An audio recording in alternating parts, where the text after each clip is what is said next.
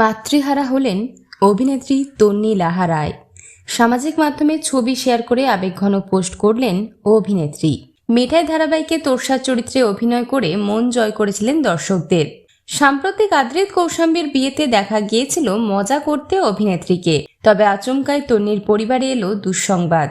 নিজের মাকে হারালেন জনপ্রিয় অভিনেত্রী তন্নি লাহা রায়।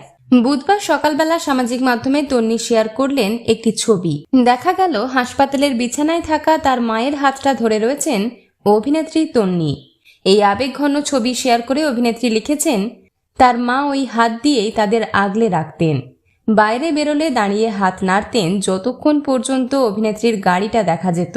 ওই হাতেই বছরের পর বছর স্টেরয়েড, স্যালাইন সব সহ্য করেছেন অভিনেত্রীর মা। জানা যাচ্ছে দীর্ঘদিন ধরেই তিনি অসুস্থ ছিলেন। অভিনেত্রী তন্নির এই দুঃখের দিনে তার পাশে রয়েছেন তার সহকর্মীরা।